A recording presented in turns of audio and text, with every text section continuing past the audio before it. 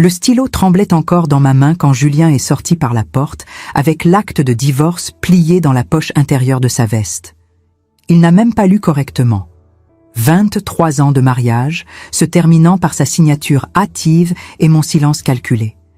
Mais il y avait quelque chose dans ce document qu'il découvrirait trop tard, une seule phrase à la fin, écrite par moi, qui transformerait sa victoire en cauchemar.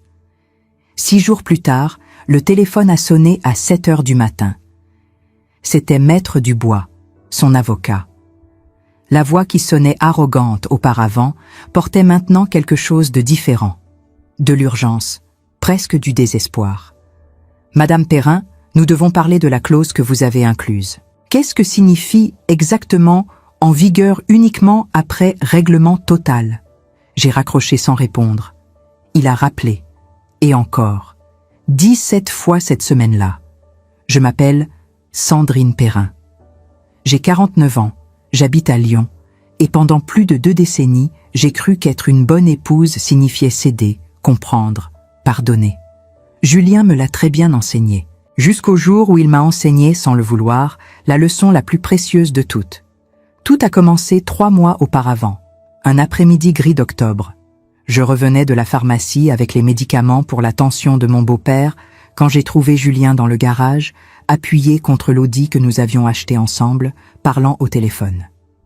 Il a raccroché trop vite en me voyant. Il a souri de cette façon, le sourire que je connaissais depuis mes 26 ans, quand nous nous sommes rencontrés dans un vignoble du Beaujolais. Mais quelque chose clochait. Ses yeux ne suivaient pas sa bouche. « Il faut qu'on parle », a-t-il dit ce soir-là, après que notre fille Claire soit allée se coucher. Elle avait 21 ans et étudiait le droit à Paris. Elle ne venait nous voir que les week-ends. La maison semblait trop grande sans elle. Trop grande et trop silencieuse pour cacher ce qui était sur le point de s'effondrer. Julien n'a pas tourné autour du pot. Il a dit qu'il voulait divorcer. Que notre relation était devenue trop confortable, trop prévisible. Qu'il méritait de ressentir des papillons dans le ventre à nouveau. Des papillons. À 52 ans, marié, père de famille, associé d'un cabinet comptable respecté à Lyon, et il parlait de papillons comme un adolescent amoureux. Je n'ai pas pleuré cette nuit-là. Je crois que mon corps ne comprenait pas encore que c'était réel. Je suis restée assise dans le fauteuil du salon, regardant les photos sur l'étagère, notre mariage à la basilique Notre-Dame de Fourvière, Claire bébé dans mes bras, des vacances en Provence, des Noëls en famille, 23 ans de souvenirs organisés chronologiquement dans des cadres en argent. « Tu vas accepter le divorce à l'amiable », a-t-il dit, non pas comme une question, mais comme un ordre. « Je serai juste. Tu gardes la maison, je prends l'appartement que j'ai acheté au centre. On partage le reste. » L'appartement du centre. Celui qu'il disait être un investissement. Celui que je n'avais jamais visité parce qu'il trouvait toujours des excuses. Il était en rénovation, il y avait des problèmes de plomberie, il fallait le repeindre. La vérité est arrivée 2 jours plus tard, apportée par Margot, mon amie d'enfance qui travaillait dans un office notarial. Elle est apparue à ma porte avec une expression qui mélangeait pitié et colère. « Sandrine, je dois te dire quelque chose », a-t-elle dit en entrant sans attendre d'invitation. Nous nous sommes assises dans la cuisine, cette cuisine où j'avais préparé des milliers de repas pour Julien, où j'assaisonnais ses plats préférés, où je réchauffais son café exactement comme il l'aimait, fort, sans sucre, avec un filet de lait froid. Margot m'a raconté que l'appartement était enregistré au nom de Julien et d'une autre personne, Anaïs Moreau, 29 ans, assistante administrative dans son cabinet. Ils avaient acheté le bien ensemble 8 mois auparavant. 8 mois. Pendant que je m'occupais de la maison, de ses vêtements, de sa nourriture, de sa mère malade, il construisait une vie parallèle avec une femme de 20 ans, sa cadette. Quelque chose en moi a gelé à cet instant. Ce n'était pas de la douleur, ce n'était pas de la colère, c'était de la clarté, absolue et cristalline. J'ai passé les jours suivants comme si rien n'avait changé. J'ai continué à préparer le café de Julien tous les matins. J'ai continué à repasser ses chemises. J'ai continué à sourire quand il rentrait tard, à cause du travail. Mais la nuit, seule dans le bureau qu'il utilisait à peine, j'ai commencé à étudier. J'ai lu chaque document financier que j'ai trouvé, chaque relevé bancaire, chaque contrat. J'ai découvert des choses qui m'ont fait comprendre qui était vraiment Julien, et qui j'avais été de naïve pour ne jamais y prêter attention. Le cabinet comptable, qu'il disait traverser des difficultés, avait facturé 4,3 millions d'euros l'année dernière. L'héritage qu'il avait reçu de son oncle et qu'il avait mal investi était placé dans des fonds offshore. L'appartement avec Anaïs n'était qu'un de 3 biens immobiliers enregistrés à son nom ces 5 dernières années. Pendant que j'économisais au supermarché et recousais les boutons de mes propres vêtements, Julien construisait un empire financier que je n'avais jamais vu. Une semaine après la conversation dans la cuisine avec Margot, Julien est rentré à la maison avec Maître Dubois. L'avocat avait cet air présomptueux de ceux qui pensent avoir affaire à une femme au foyer naïve. Ils ont posé des papiers devant moi. L'accord de divorce, déjà rédigé, déjà décidé. « C'est très généreux de la part de Julien », a dit Dubois en pointant avec son stylo Mont-Blanc. « Vous gardez la maison, il assume toutes les dettes du couple.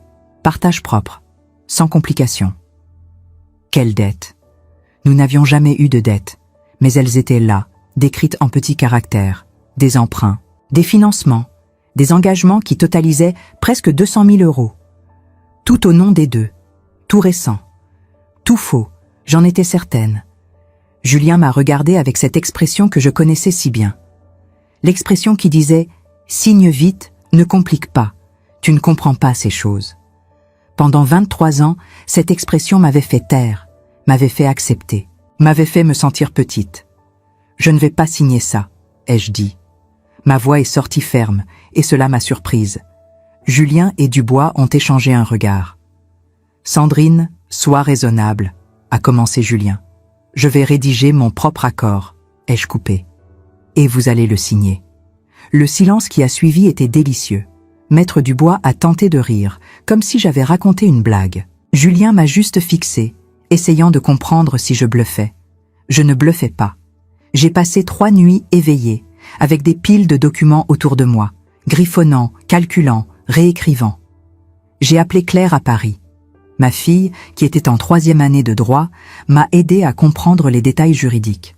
Quand elle a réalisé ce que son père avait fait, elle a pleuré au téléphone. « Maman, il ne peut pas te faire ça, on ne le laissera pas faire. » Le document final faisait 3 pages, simple, direct, et à la fin, une seule phrase qui changerait tout. Le présent accord de divorce et partage des biens sera en vigueur uniquement après le règlement total, de la part du demandeur, de toutes les sommes ici détaillées, incluant compensation pour contributions non rémunérées au patrimoine conjugal. J'ai apporté le document à Julien un jeudi soir. Il était dans le salon, regardant le journal télévisé, buvant le vin Châteauneuf du Pape que j'avais acheté spécialement. J'ai posé le document sur ses genoux. « Ton accord ?» ai-je dit. « Tu peux lire, tout est là. » Il a jeté un coup d'œil rapide, superficiel. Il a vu que j'acceptais le partage de la maison, que je ne demandais pas de pension, que je libérais les biens qu'il voulait tant protéger. Il a souri. Ce sourire de celui qui pense avoir gagné. « Je savais que tu serais raisonnable », a-t-il dit en prenant le stylo. J'ai signé en premier. Puis lui, Maître Dubois, qu'il avait appelé pour témoigner, a aussi signé. Tout très rapide. Tout très facile. Trop facile. Le lundi suivant, Julien avait déjà déménagé dans l'appartement avec Anaïs. Il n'a pris que les vêtements. Il a dit qu'il viendrait chercher le reste plus tard. Je suis restée seule dans la maison de 180 mètres carrés à Croix-Rousse, le quartier où nous vivions depuis la naissance de Claire. Et puis, 6 jours après la signature, le téléphone a commencé à sonner. D'abord, c'était Maître Dubois, puis un deuxième avocat, puis Julien lui-même, avec la voix bouleversée de quelqu'un qui a finalement compris. « Sandrine, qu'est-ce que tu as fait, bon sang? C'est quoi cette histoire de règlement? Règlement de quoi ?» J'ai raccroché. J'ai bloqué le numéro. Mais les avocats ont continué d'appeler. Ils ont envoyé des lettres, des emails, jusqu'à ce que, un après-midi, Maître Dubois apparaisse personnellement à la porte de ma maison. « Madame Perrin, nous devons résoudre ça », a-t-il dit, tendu. « Qu'est-ce que vous avez exactement inclus dans cet accord? Mon client est préoccupé. » J'ai offert du café. Nous nous sommes assis à la même table où Julien avait signé le divorce sans lire. Et alors j'ai expliqué, avec tout le calme du monde, ce que « règlement total pour contribution non rémunérée au patrimoine conjugal » signifiait. Pendant 23 ans, Je me suis occupée de la maison. J'ai élevé notre fille, j'ai cuisiné, j'ai nettoyé, j'ai géré le foyer pendant que Julien construisait sa carrière. Je n'ai jamais demandé de salaire, jamais demandé de reconnaissance. Selon la loi française, spécifiquement les articles sur le régime de communauté et la compensation pour travail domestique non rémunéré, j'avais droit à une compensation proportionnelle au patrimoine accumulé pendant le mariage. Et le montant de cette compensation? 640 000 €. Jusqu'à ce que Julien paie cela, chaque centime, le divorce ne serait pas valide. Il resterait marié avec moi. Et tout ce qu'il essaierait de faire avec Anaïs, acheter des biens immobiliers, ouvrir des comptes joints, n'importe quoi, serait juridiquement invalide. Maître Dubois a pâli. C'est absurde. Aucun juge n'acceptera ce montant. C'est déjà accepté, ai-je répondu calmement en poussant un autre document sur la table. J'ai déposé l'homologation la semaine dernière. La juge Marchand a reconnu la légitimité. Tout est documenté. Chaque année de travail non rémunéré. Chaque contribution. Tout est ici. J'ai vu le moment exact où il a compris. Le moment où il a réalisé que Julien n'avait pas été intelligent. Il avait été arrogant. Et l'arrogance a un prix. Il n'a pas cet argent disponible, a murmuré Dubois. Je sais. Ai-je répondu en prenant une gorgée de mon café. Il va devoir vendre certaines choses. Peut-être l'appartement avec Anaïs. Peut-être les placements offshore. Peut-être tout. L'avocat est parti sans finir son café. Ce soir-là, seul dans la maison silencieuse, j'ai ouvert une bouteille de Côtes-du-Rhône. J'ai appelé Claire qui est venue passer le week-end. Je lui ai tout raconté. Ma fille m'a serré fort dans ses bras et a dit « Maman, j'ai toujours su que tu étais forte, mais je n'imaginais pas à quel point. Moi non plus, je ne l'imaginais pas. Mais maintenant, je sais. Et vous, qui m'écoutez en ce moment, vous qui avez peut-être vécu quelque chose de similaire, ou connaissez quelqu'un qui l'a vécu, laissez un commentaire pour me dire d'où vous regardez. Parfois, on a besoin de savoir qu'on n'est pas seul dans ce parcours. Et si cette histoire touche votre cœur, abonnez-vous à la chaîne. Il y a encore beaucoup plus à raconter. Mais avant que je vous raconte ce qui s'est passé, quand Julien a finalement frappé à ma porte, désespéré, essayant de tout inverser, vous devez comprendre une chose. Ce n'était pas de la vengeance, c'était de la justice. Et la différence entre les deux est là où réside toute la vérité de cette histoire. Les semaines qui suivirent la visite de Maître Dubois furent étrangement paisibles. Je me réveillais chaque matin dans cette maison que Julien avait si facilement abandonnée, et pour la première fois en 23 ans, je prenais mon café seul, sans me presser, sans calculer l'heure exacte où il faudrait qu'il soit prêt pour qu'il ne se plaigne pas. Claire venait me voir tous les week-ends maintenant. Ma fille avait changé depuis qu'elle savait la vérité sur son père. Elle était devenue plus protectrice, plus attentive. Un samedi matin, alors que nous marchions le long de la Saône, elle me prit la main comme elle le faisait petite et me dit quelque chose qui me bouleversa. « Maman, pendant toutes ces années, je croyais qu'un couple devait fonctionner comme vous. Papa qui décide, toi qui acceptes. Je pensais que c'était ça, l'amour. Maintenant, je sais que c'était juste de la soumission. » Je m'arrêtais net au milieu du pont Bonaparte. Les mots de ma fille résonnaient en moi comme une cloche qu'on ne peut plus faire taire. Avais-je vraiment enseigné ça à ma propre fille? Que l'amour ressemblait à l'effacement de soi? « Claire, » murmurai-je, la gorge serrée. « Je ne veux pas que tu penses que c'est de ta faute si je suis restée si longtemps. J'ai fait mes choix, mais maintenant, je fais de meilleurs choix. » Elle sourit, les larmes aux yeux, et nous continuâmes notre marche. Lyon était magnifique ce jour-là, avec ses couleurs d'automne qui embrasèrent les quais. Je réalisais que je n'avais pas vraiment regardé ma ville depuis des années. J'avais vécu en pilote automatique, les yeux fixés sur les besoins de Julien, sur ses horaires, ses préférences, son monde. Le téléphone continuait de sonner. Pas seulement Maître Dubois. Maintenant, c'était toute une équipe d'avocats. Ils essayaient différentes stratégies. D'abord la menace. « Madame Perrin, vous allez le regretter. Nous allons contester cet accord devant tous les tribunaux de France. » Puis la négociation. « Soyons raisonnables. Que diriez-vous de 300 000 ? C'est déjà très généreux. » Puis presque la supplication. « Madame, mon client est dans une situation délicate. Il a des engagements, des responsabilités. Je ne répondais jamais, ou plutôt, je répondais toujours la même chose. Le montant est non négociable, 640 000 €. Quand ce sera payé intégralement, le divorce sera effectif, pas avant. Ce qui me fascinait, c'était de voir comment Julien essayait de continuer sa vie comme si de rien n'était. Margot me tenait informée. Elle avait des contacts partout. Apparemment, Julien et Anaïs avaient essayé d'acheter une maison à Villeurbanne. Mais quand les notaires avaient vérifié son statut marital, tout s'était effondré. Il était toujours légalement marié. À moi. Et en France, on ne peut pas acquérir un bien immobilier important avec quelqu'un d'autre que son conjoint sans que ça pose problème. Anaïs, selon mes sources, commençait à perdre patience. Les borboletas de Julien devaient avoir du plomb dans les ailes maintenant. Un mardi soir, 6 semaines après la signature, quelqu'un sonna à ma porte. Il était presque 22 heures. Je regardais par l'œilleton. C'était Julien. Seul. Il avait l'air épuisé, les traits tirés, les épaules voûtées. Presque rien à voir avec l'homme confiant qui m'avait demandé le divorce en parlant de borboletas. J'ouvris. Nous nous regardâmes pendant un long moment sans rien dire. « Je peux entrer ?» demanda-t-il finalement. « C'est encore ta maison, répondis-je, m'écartant. Du moins jusqu'à ce que le divorce soit effectif. » Il entra lentement, regardant autour de lui comme s'il découvrait les lieux. Rien n'avait changé. J'avais gardé tous les meubles, toutes les photos. Mais quelque chose était différent quand même. L'atmosphère. Ou peut-être juste moi. Nous nous assîmes dans le salon. Je ne lui offris pas de café.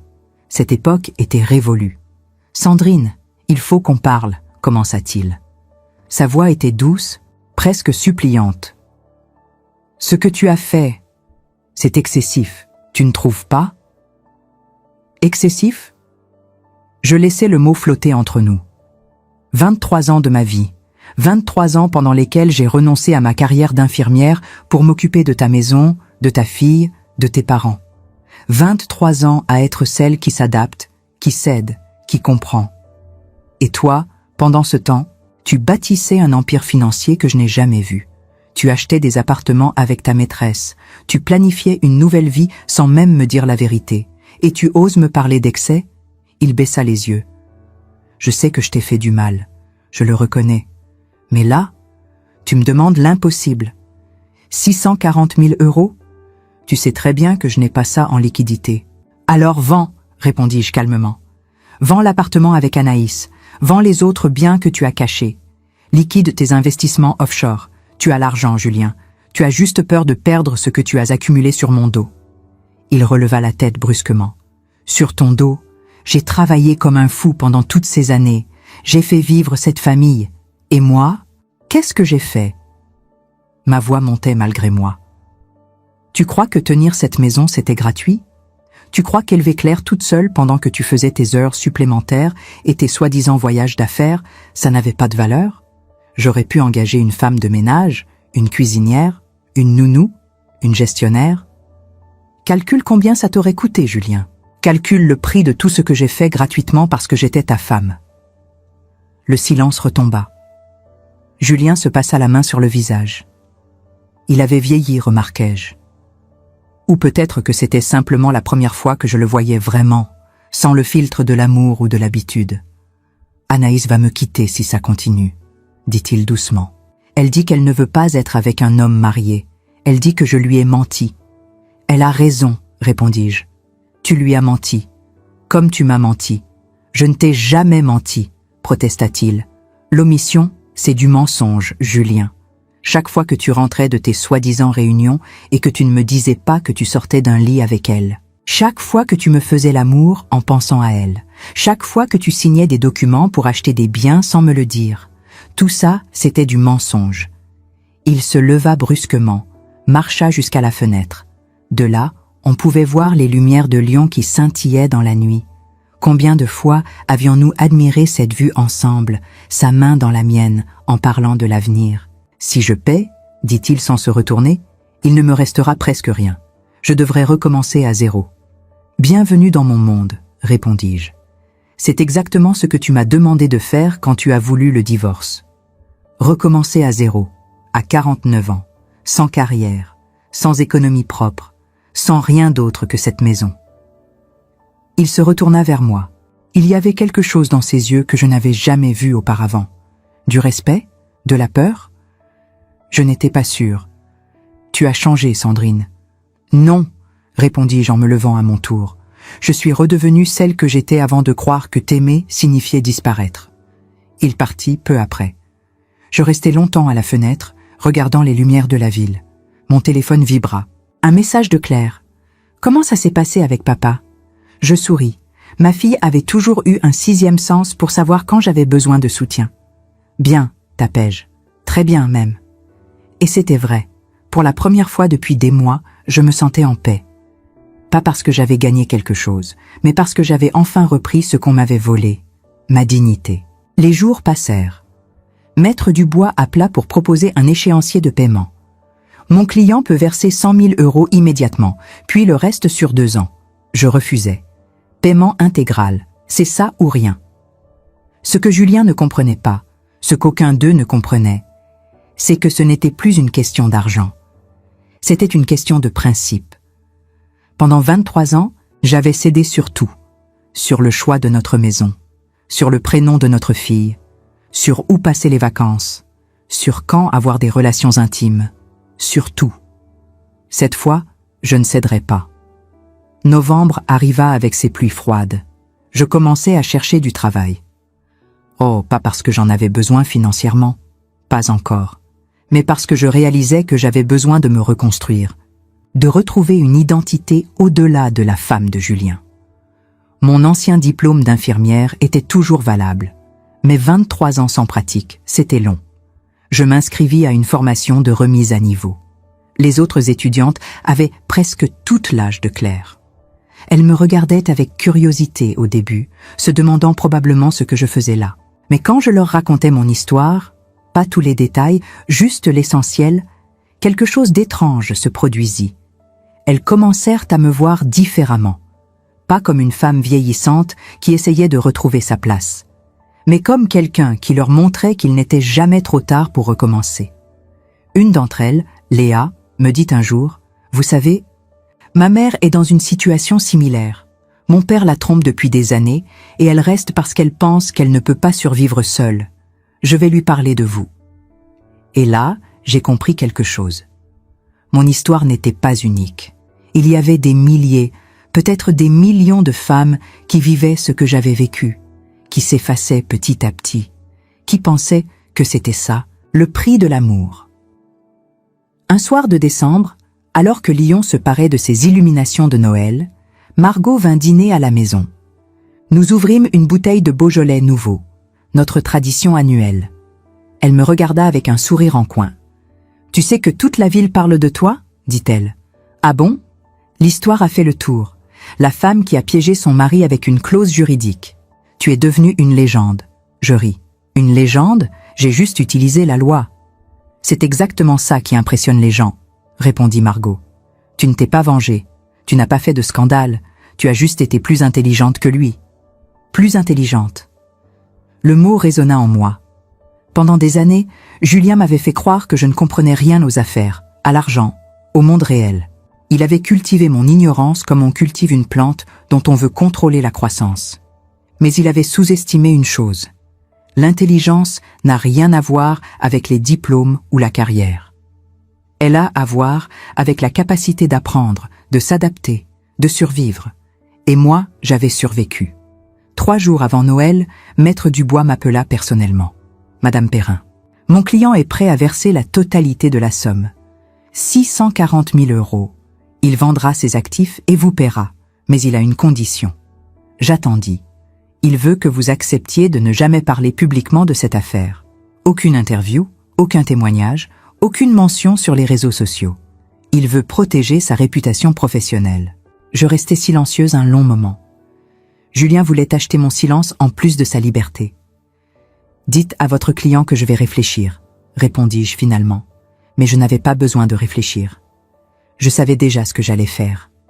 Le réveillon de Noël cette année-là fut différent de tous ceux que j'avais connus. Claire vint passer les fêtes avec moi, et pour la première fois depuis sa naissance, nous ne fîmes pas semblant d'être une famille unie. Nous étions juste nous deux, mère et fille, dans cette grande maison qui résonnait de notre rire et de nos conversations. « Maman, tu vas accepter sa condition ?» me demanda Claire pendant que nous préparions la bûche de Noël, une recette que ma grand-mère m'avait transmise et que j'avais perfectionnée au fil des ans. Je pesai mes mots. Ton père veut acheter mon silence. Il pense que l'argent peut tout effacer. Mais ce n'est pas une question d'argent, Claire. Ça ne l'a jamais été. Ma fille me regarda avec ses yeux noisettes qui lui venaient de moi, pas de Julien. Alors qu'est-ce que tu vas faire ? Je vais accepter l'argent, répondis-je, en étalant la crème au beurre avec soin. Parce que c'est ce qui me revient de droit. Mais je ne signerai aucune clause de confidentialité. Si quelqu'un me demande mon histoire, je la raconterai. Pas pour me venger, mais parce que d'autres femmes ont besoin de savoir qu'elles peuvent se défendre. Claire sourit et continua de m'aider en silence. Plus tard dans la soirée, alors que nous regardions la neige tomber doucement sur Lyon depuis la fenêtre du salon, elle me dit quelque chose qui me toucha profondément. Papa m'a téléphoné hier. Il voulait savoir si je prenais son parti ou le tien. Mon cœur se serra. Et qu'est-ce que tu as répondu ? Que je ne prenais aucun parti, que je prenais le parti de la vérité. Il m'a demandé ce que ça voulait dire. Je lui ai dit que ça voulait dire que j'aimais mes deux parents, mais que j'étais fière de ma mère. Les larmes me montèrent aux yeux. Je serrai ma fille dans mes bras, cette jeune femme magnifique et forte que j'avais élevée, et je réalisais que malgré tout, malgré mes erreurs et mes silences, j'avais réussi quelque chose d'essentiel, lui apprendre la dignité. Le 2 janvier, Maître Dubois m'appela pour m'informer que Julien avait finalisé la vente de plusieurs biens et que l'argent serait transféré sur mon compte avant la fin du mois. « Et concernant la clause de confidentialité ?» demanda-t-il. « Je ne la signerai pas, » répondis-je fermement. « Dites à M. Perrin qu'il peut garder son argent si c'est un problème, mais je ne me tairai pas. » Il y eut un long silence à l'autre bout du fil. Puis, il va accepter. Il n'a pas le choix de toute façon. Le 27 janvier, 640 000 € apparurent sur mon compte bancaire. Je restais longtemps à regarder ce chiffre sur l'écran de mon ordinateur. Ce n'était pas de la joie que je ressentais, ni de la satisfaction. C'était quelque chose de plus profond, une forme de reconnaissance.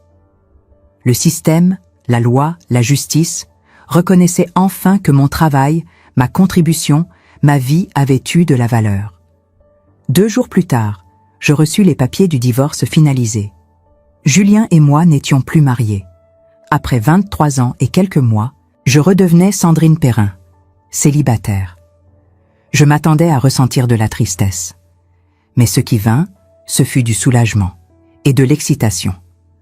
Comme si une porte s'ouvrait sur une vie que je n'avais jamais eu la permission d'imaginer. Margot m'emmena fêter ça dans notre restaurant préféré, le Bouchon des Filles, dans le Vieux-Lyon. Nous commandâmes du vin et des quenelles, ces spécialités lyonnaises que j'adorais, mais que Julien trouvait trop lourdes. Nous rîmes, parlâmes, refîmes le monde, comme nous le faisions quand nous avions 20 ans et que tout semblait possible. « Qu'est-ce que tu vas faire maintenant ?»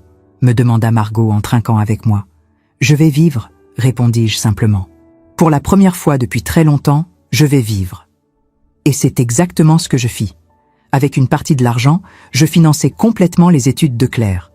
Elle n'aurait plus besoin de travailler à mi-temps pour payer ses frais. Elle pourrait se concentrer sur son diplôme de droit. « Maman, c'est trop !» protesta-t-elle quand je lui annonçai.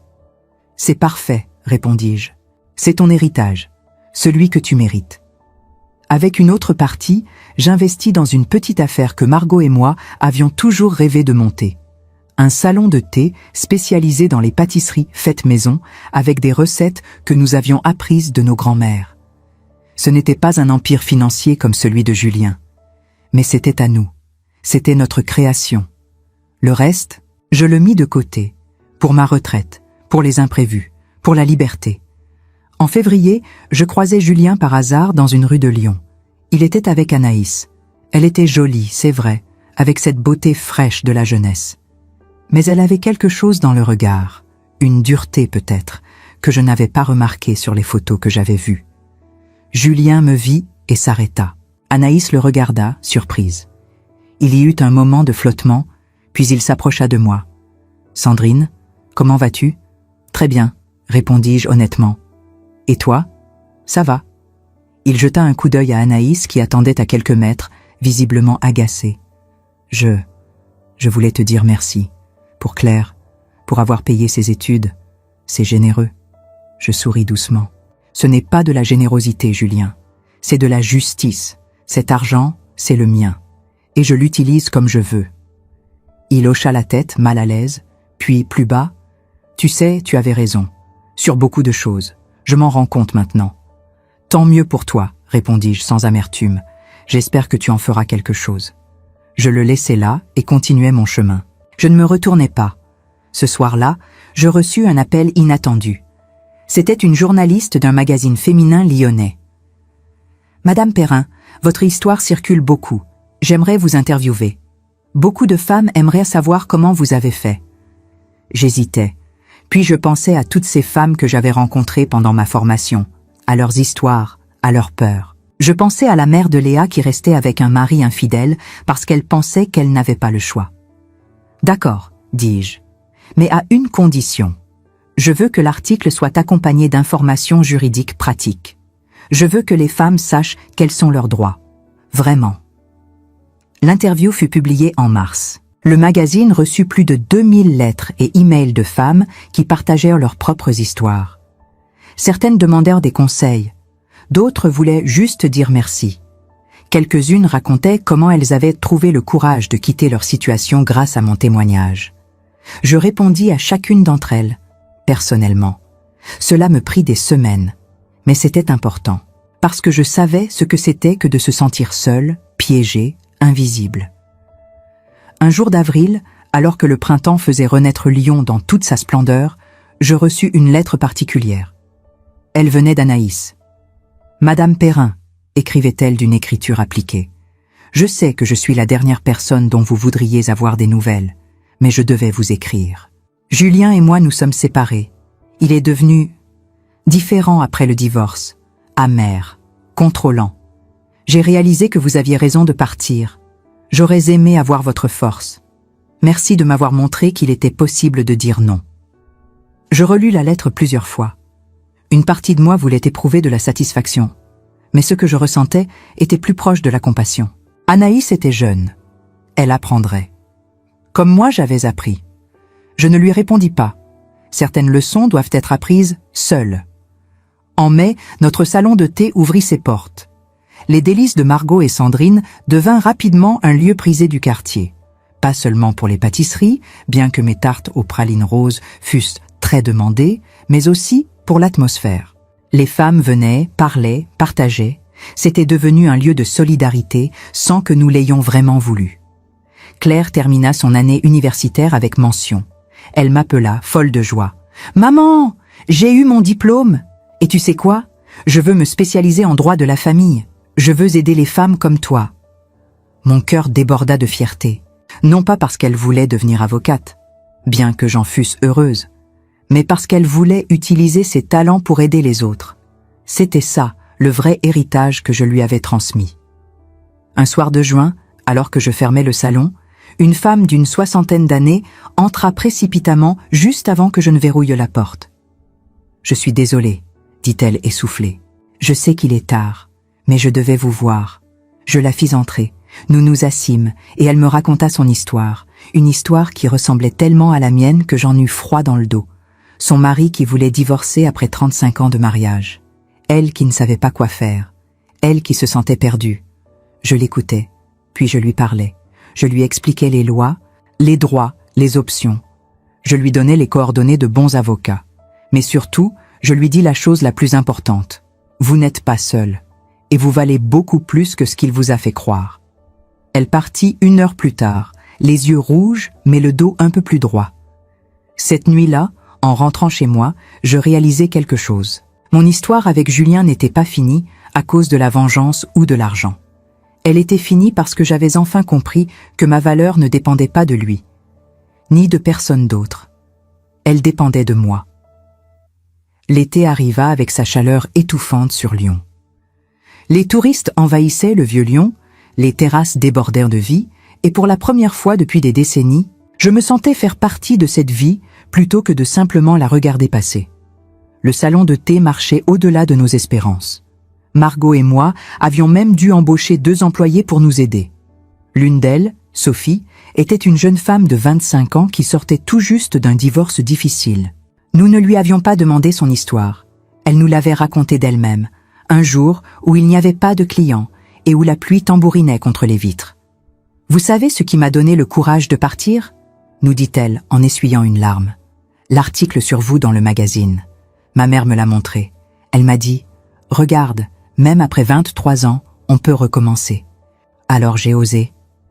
Ces mots me touchèrent plus que je ne saurais l'exprimer. Mon histoire, que j'avais d'abord vécue dans la solitude et parfois la honte, devenait quelque chose de plus grand. Elle devenait un phare pour d'autres. Mais tout n'était pas rose. Il y avait des jours difficiles, des moments où la solitude me pesait, des nuits où je me réveillais dans cette grande maison vide et où je me demandais si j'avais fait le bon choix. Le divorce, même quand il est nécessaire, même quand il est libérateur, reste une perte. La perte d'un rêve, d'une vie imaginée, d'une version de soi qu'on ne sera jamais plus. Claire le remarqua lors d'une de ses visites. « Maman, tu sembles triste ces jours-ci. Ça va ?» Je lui souris. « Je vais bien, ma chérie. C'est juste que guérir n'est pas linéaire. Il y a des hauts et des bas, et c'est normal. » Elle vint s'asseoir près de moi sur le canapé, posa sa tête sur mon épaule comme quand elle était petite. « Tu sais ce que tu m'as appris ? Que la force, ce n'est pas de ne jamais tomber, c'est de toujours se relever. » En juillet, je reçus une invitation inattendue. Un collectif d'avocates spécialisés en droit de la famille organisait une conférence sur les droits des femmes dans le divorce et voulait que je témoigne. Votre histoire illustre parfaitement les mécanismes de manipulation économique dans les couples et comment les femmes peuvent se protéger, m'expliqua l'organisatrice au téléphone. J'acceptais, même si l'idée de parler en public me terrifiait. Le jour de la conférence, je me retrouvais devant une salle remplie de 150 personnes, des femmes pour la plupart, de tous âges, de tous horizons. Je racontais mon histoire, pas avec amertume, mais avec honnêteté. Je parlais des signaux que j'avais ignorés, des moments où j'aurais dû dire non, mais où j'avais dit oui, de la manière dont Julien avait lentement érodé ma confiance en moi. Mais je parlais aussi de ma reconstruction, de ma décision de ne plus être une victime, d'utiliser la loi pour obtenir justice. Quand je terminais, il y eut un silence. Puis une femme au fond de la salle se leva et applaudit. Puis une autre, et encore une autre. Bientôt, toute la salle était debout, applaudissant non pas moi, mais ce que je représentais. La possibilité de se défendre, de se reconstruire, de recommencer. Après la conférence, des dizaines de femmes vinrent me parler. Certaines pleuraient, d'autres voulaient juste me serrer la main. Une femme d'environ mon âge me dit quelque chose que je n'oublierai jamais. Pendant 40 ans, j'ai cru que quitter mon mari signifiait échouer. Vous m'avez fait comprendre que rester aurait été l'échec. Ce soir-là, en rentrant chez moi, je me sentis différente, plus grande, pas à cause de la reconnaissance ou des applaudissements, mais parce que j'avais transformé ma douleur en quelque chose d'utile. J'avais pris mon histoire personnelle et j'en avais fait un outil pour aider d'autres. En août, Claire m'annonça qu'elle avait rencontré quelqu'un, un jeune homme de son âge qui étudiait également le droit. « Il est différent de papa », me dit-elle avec un sourire. « Il m'écoute, il respecte mes opinions, il ne cherche pas à me contrôler. C'est la base, lui répondis-je. Ce n'est pas exceptionnel, ma chérie, c'est le minimum qu'on devrait attendre. » Elle me regarda avec intensité. « Tu crois que tu vas rencontrer quelqu'un, toi aussi ?» La question me surprit. Je n'y avais pas vraiment pensé. « Peut-être », répondis-je honnêtement, « ou peut-être pas, mais ce n'est plus mon objectif. Mon objectif, c'est d'être heureuse, seule ou accompagnée. » En septembre, un événement inattendu se produisit. Je reçus un appel de Maître Dubois, l'avocat de Julien. Il voulait me rencontrer, pas pour une affaire légale, tout était réglé de ce côté-là, mais pour une conversation personnelle. Nous nous retrouvâmes dans un café près de la place Bellecour. Il avait l'air mal à l'aise, tripotant sa tasse de café sans la boire. « Madame Perrin, je voulais m'excuser, » commença-t-il. « Pendant toute cette affaire, j'ai pensé que vous étiez. Eh bien, que vous étiez une femme amère qui voulait se venger. Mais j'ai compris depuis que je me trompais. Vous vouliez juste la justice. » Je le regardais surprise. Qu'est-ce qui vous a fait changer d'avis? Il soupira. Ma propre fille. Elle a 30 ans. Elle vient de divorcer d'un homme qui la manipulait depuis des années. Et quand elle est venue me demander conseil, j'ai réalisé que je lui aurais donné exactement les mêmes conseils que ceux que vous avez suivis. Et j'ai eu honte de la manière dont je vous ai traité. Et nous parlâmes longtemps ce jour-là. Il me raconta comment l'affaire avait changé sa pratique professionnelle. Comment il prêtait maintenant plus d'attention aux dynamiques de pouvoir dans les couples. Comment il encourageait ses clientes à ne pas accepter n'importe quel accord juste pour en finir rapidement. Vous avez eu un impact, me dit-il avant de partir. Plus que vous ne le pensez. L'automne revint avec ses couleurs chaudes et ses journées qui raccourcissaient. Cela faisait presque 1 an maintenant depuis le divorce. 1 an depuis que j'avais signé ce document avec ma clause secrète. 1 an depuis que ma vie avait basculé. Un jour d'octobre, alors que je travaillais au salon de thé, une jeune femme entra. Elle avait un bébé dans les bras et un air épuisé. Elle commanda un thé et s'assit dans un coin. Je la vis essuyer discrètement des larmes. Je m'approchai doucement. « Ça va? Je peux faire quelque chose ?» Elle leva les yeux vers moi. « Vous êtes Sandrine Perrin, n'est-ce pas? Celle de l'article ?» J'acquiesçai. « J'ai besoin d'aide, » murmura-t-elle. « Mon mari. Il contrôle tout. L'argent, les sorties, même mes contacts avec ma famille. Et maintenant qu'on a le bébé, je me sens piégée. Je ne sais pas quoi faire. » Je m'assis en face d'elle. Et pendant l'heure qui suivit, je l'écoutais. Puis je lui parlais. Je lui donnais des numéros de téléphone, des adresses d'associations, des noms d'avocates, mais surtout, je lui dis ce que quelqu'un aurait dû me dire il y a 23 ans. Vous méritez mieux. Et vous avez le pouvoir de changer les choses.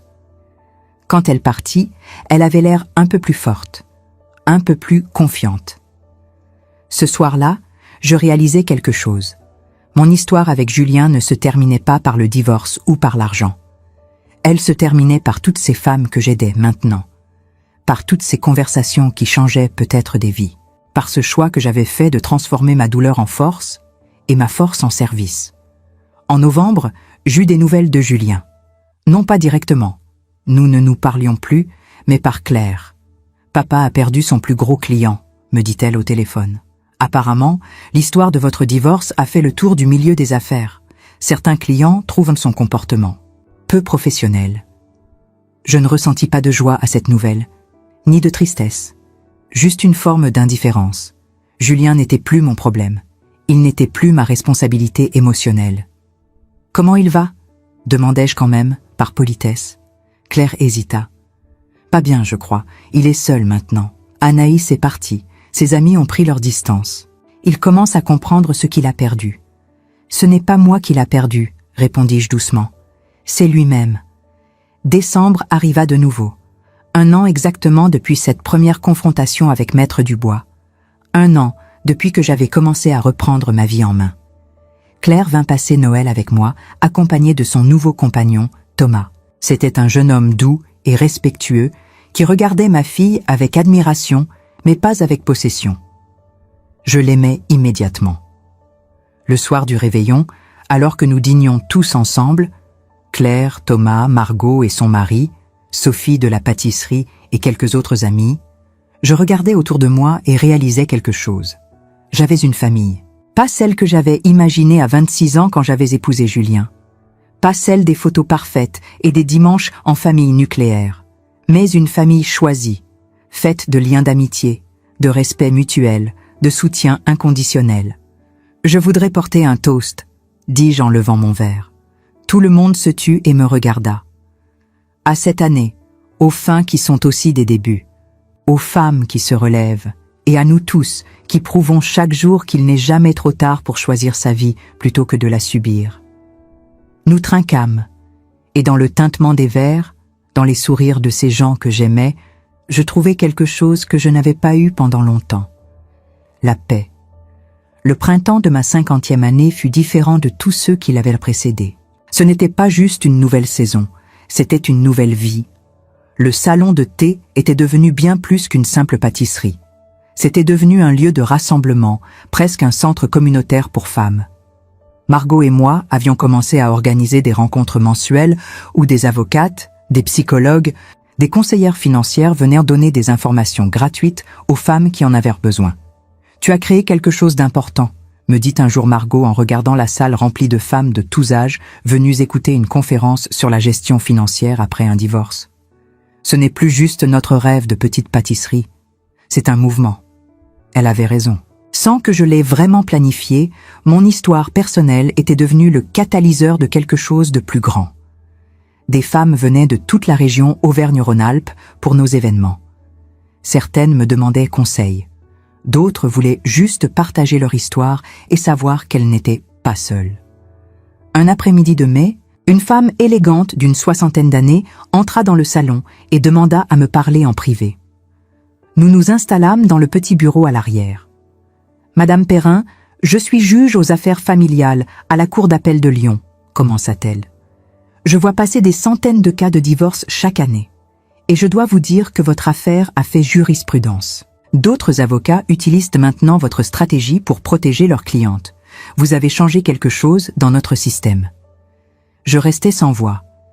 Je n'avais jamais imaginé que ma simple décision de me défendre aurait un impact au-delà de ma propre vie.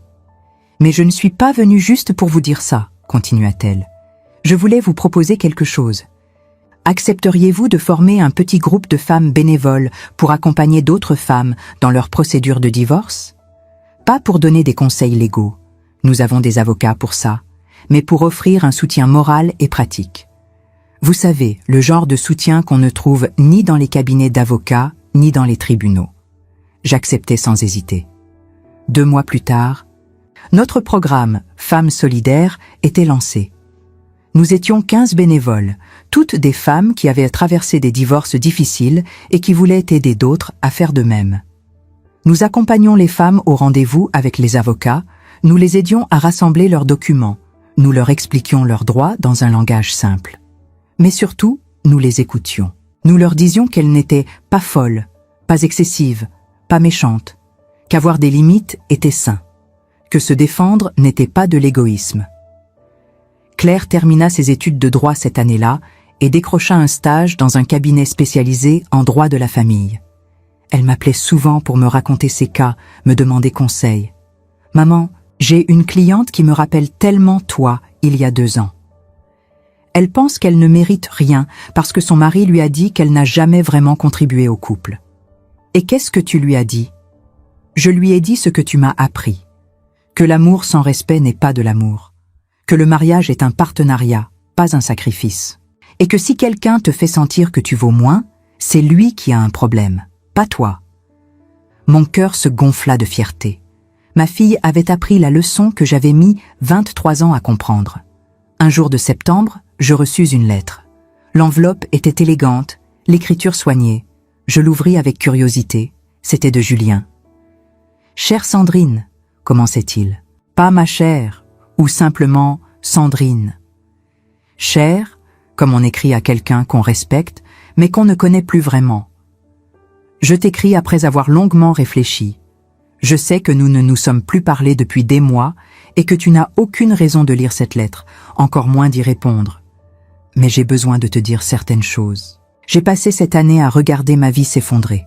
J'ai perdu des clients, des amis, ma réputation. Anaïs est partie. Elle a rencontré quelqu'un d'autre, quelqu'un de plus jeune, et je comprends maintenant l'ironie de la situation. Mais plus que tout ça, j'ai perdu le respect de Claire. Ma propre fille me regarde comme si j'étais un étranger. Et je le suis devenu, je suppose. Au début, j'étais en colère contre toi.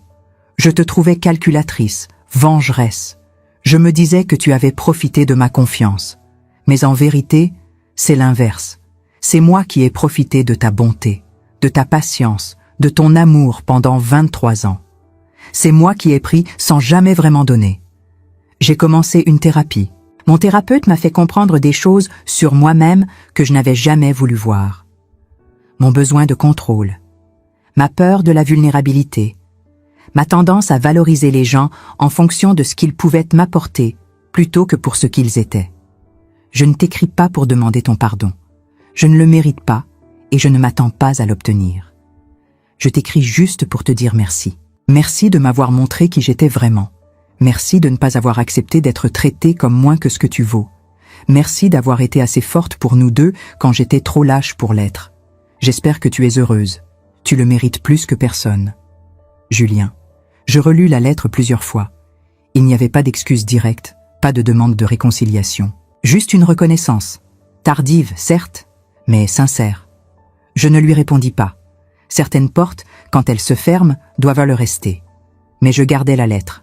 Pas par sentimentalité, mais comme rappel que les gens peuvent changer. Peut-être pas assez pour réparer ce qu'ils ont brisé, mais assez pour ne plus briser d'autres choses. En octobre, notre programme Femmes solidaires reçut une subvention de la ville de Lyon. Nous pouvions maintenant agrandir nos actions, toucher plus de femmes, offrir plus de services. Nous organisâmes une grande soirée de lancement au cours de laquelle je dus faire un discours. Debout devant 300 personnes, femmes, avocates, juges, politiciennes, simples citoyennes. Je racontais encore une fois mon histoire. Mais cette fois, ce n'était plus une histoire de douleur, c'était une histoire de transformation. Il y a 2 ans, commençai-je, j'étais une femme qui pensait que son rôle était de se faire petite pour que son mari puisse briller. Aujourd'hui, je suis une femme qui sait que nous pouvons toutes briller ensemble, que notre lumière n'enlève rien à personne. Ce que j'ai appris, c'est que la vraie force n'est pas de ne jamais tomber. C'est de décider de se relever. Ce n'est pas de ne jamais avoir peur. C'est d'agir malgré la peur. Ce n'est pas de ne jamais faire d'erreurs. C'est d'apprendre de nos erreurs et de faire mieux. J'ai fait confiance à un homme qui ne le méritait pas. J'ai donné 23 ans de ma vie à un mariage qui n'était pas équitable. Mais je ne regrette rien. Parce que ces 23 ans m'ont donné ma fille. Ils m'ont appris la patience, la résilience, la force. Et quand j'ai enfin décidé de dire non, j'avais toutes les ressources nécessaires pour le faire efficacement. À toutes les femmes qui m'écoutent ce soir, celles qui sont dans des situations difficiles, celles qui se demandent si elles méritent mieux, celles qui ont peur de partir parce qu'elles ne savent pas si elles vont survivre, je veux dire ceci. Vous êtes plus forte que vous ne le pensez. Vous avez plus de ressources que vous ne le croyez. Et vous n'êtes jamais, jamais seule. À l'ovation qui suivit me fit monter les larmes aux yeux. Mais ce n'étaient pas des larmes de tristesse.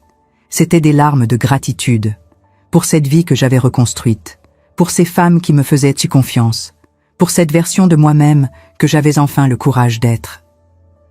1 an passa encore. Ma 51e année fut paisible, productive, heureuse. Le salon de thé prospérait. Le programme Femmes solidaires aidait des centaines de femmes. Claire se fiança avec Thomas et m'annonça qu'il voulait que je co-organise leur mariage avec la mère de Thomas. Pas pour me remplacer par elle, mais pour créer une nouvelle famille élargie. « Maman », me dit-elle un jour où nous discutions des préparatifs, « tu m'as montré que l'amour ne devrait jamais demander qu'on devienne plus petite. Thomas m'a choisie parce que je suis forte, indépendante, ambitieuse, pas malgré ses qualités, grâce à elle.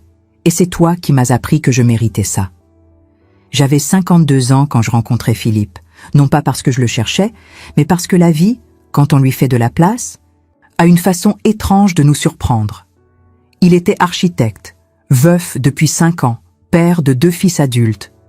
Il vint au salon de thé un après-midi pluvieux et commanda une tarte au citron, ma spécialité. Nous parlâmes, puis nous parlâmes encore, et encore. Ce qui me plut chez lui, ce ne fut pas qu'il me complimentait ou me poursuivait.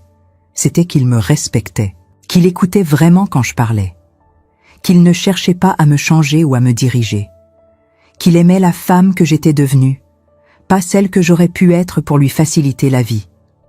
Nous sortîmes ensemble pendant 6 mois avant même de nous embrasser. Je voulais être sûre de lui, de moi, de nous. Quand je le présentai à Claire, elle me prit à part et me dit « Maman, il te regarde comme Thomas me regarde, avec admiration, pas avec possession. » C'était tout ce que j'avais besoin d'entendre. Aujourd'hui, 3 ans après ce jour où j'ai signé mon propre accord de divorce avec une clause qui a tout changé, je me tiens sur le balcon de ma maison à Lyon et je regarde le soleil se coucher sur la ville. Philippe est dans la cuisine en train de préparer le dîner. Il insiste toujours pour cuisiner quand il vient. Claire et Thomas viennent dîner aussi, avec leur nouveau bébé, mon premier petit-fils. Margot et son mari passeront plus tard pour le dessert. Ma vie n'est pas parfaite, mais elle est mienne, vraiment mienne. Pour la première fois depuis que j'ai 26 ans, je ne vis pas la vie que quelqu'un d'autre a choisie pour moi. Je vis la vie que j'ai construite, brique par brique, décision par décision, non par non. Les gens me demandent souvent si je regrette ces 23 ans avec Julien, si je me sens amère, si je voudrais effacer tout ça et recommencer différemment. Et ma réponse est toujours la même. Non. Ces 23 ans ont fait de moi celle que je suis. Ils m'ont appris ce que je ne voulais plus accepter.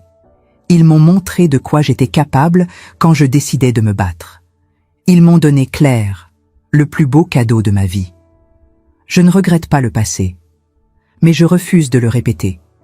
Quand Julien m'a demandé le divorce, il pensait qu'il prenait le contrôle. Il pensait qu'il dictait les termes.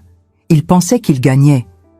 Mais ce qu'il n'a pas compris, c'est que parfois, perdre ce qu'on croyait vouloir est la meilleure chose qui puisse nous arriver. Parce que ça nous force à devenir qui nous sommes vraiment censés être. Son grande erreur ne fut pas de demander le divorce. Ce fut de sous-estimer qui j'étais capable de devenir. Et mon plus grand succès ne fut pas de gagner cet argent ou de le piéger avec ma clause. Ce fut de découvrir que je valais bien plus que ce que quiconque, y compris moi-même, avait jamais imaginé. Le téléphone de Maître Dubois a fini par arrêter de sonner.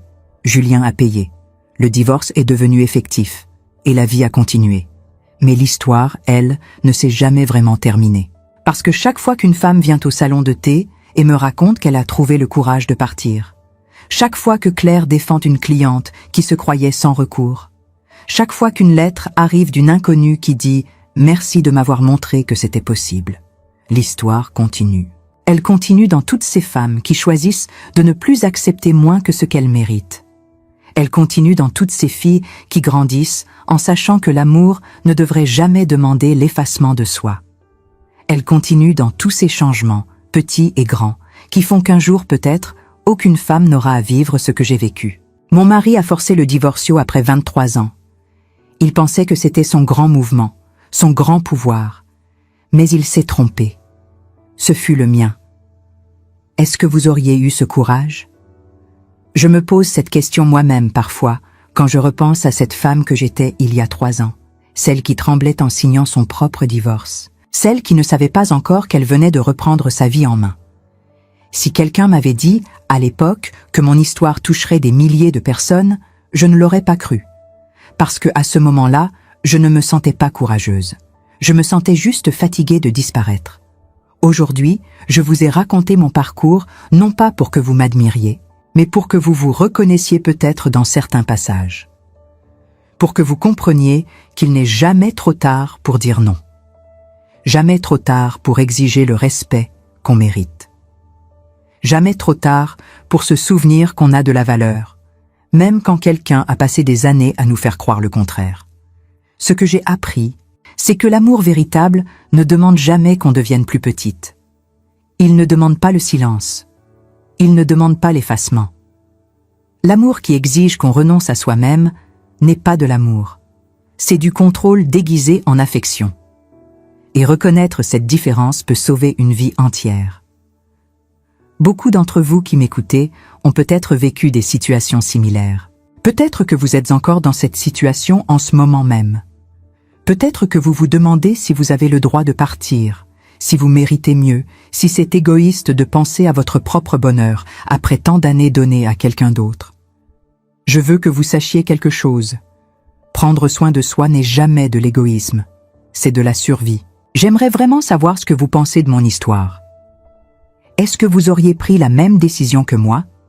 Est-ce que vous auriez eu la force de rédiger cet accord, de tenir bon face aux pressions, de transformer votre douleur en action ? Ou peut-être auriez-vous fait autrement, trouvé une autre voie vers votre liberté. Il n'y a pas de bonne ou de mauvaise réponse. Il y a juste votre vérité, et elle mérite d'être entendue. Laissez-moi un commentaire pour me dire d'où vous m'écoutez. Que vous soyez à Lyon, à Paris, à Marseille, à Bordeaux, ou n'importe où dans le monde francophone, j'aimerais savoir que vous êtes là. Parce que chaque commentaire que je lis me rappelle que nous ne sommes pas seuls. Que nos histoires, même les plus douloureuses, crée des ponts entre nous. Que partager notre parcours donne de la force à celles qui en ont besoin. Si mon histoire vous a touché, si elle a résonné avec quelque chose que vous vivez ou que vous avez vécu, dites-le moi. Pas pour moi, pour toutes les autres femmes qui liront votre commentaire et qui comprendront qu'elles ne sont pas folles, qu'elles ne sont pas excessives, qu'elles ont le droit de vouloir mieux. Vos mots ont plus de pouvoir que vous ne l'imaginez. Et si vous connaissez quelqu'un qui pourrait avoir besoin d'entendre cette histoire, une amie, une sœur, une fille, une voisine, partagez cette vidéo. Parfois, ce dont nous avons le plus besoin, c'est de voir qu'une autre femme a survécu, s'est relevée, a reconstruit. C'est cette preuve vivante que c'est possible qui nous donne le courage de faire le premier pas. Abonnez-vous à cette chaîne si vous voulez continuer à recevoir ces histoires de femmes qui ont choisi de ne plus accepter l'inacceptable. Des histoires de dignité retrouvée, de force découverte, de vie reconstruite. Parce que nous avons toutes quelque chose à apprendre les unes des autres, et nos expériences, quand nous les partageons, deviennent des outils de transformation. La vie m'a appris qu'il n'y a pas d'âge pour recommencer. Pas d'âge pour dire « ça suffit ». Pas d'âge pour choisir sa propre joie plutôt que le confort des autres. J'avais 49 ans quand j'ai décidé de reprendre ma vie en main. Certaines le font à 30 ans, d'autres à 70.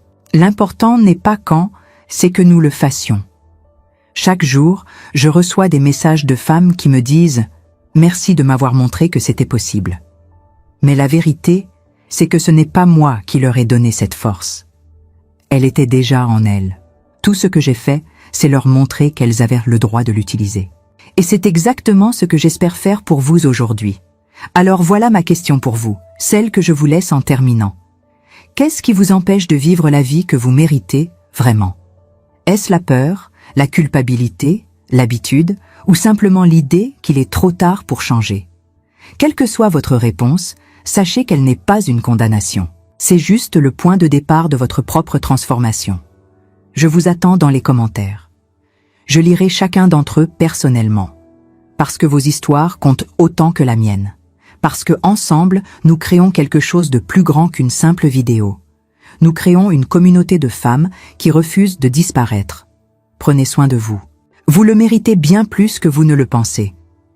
Et n'oubliez jamais, votre valeur n'a jamais dépendu de ce que quelqu'un d'autre pensait de vous. Elle dépend de ce que vous pensez de vous-même. Et il n'est jamais, jamais trop tard pour découvrir que vous valez beaucoup plus que ce qu'on vous a fait croire. À très bientôt. Je vous embrasse fort.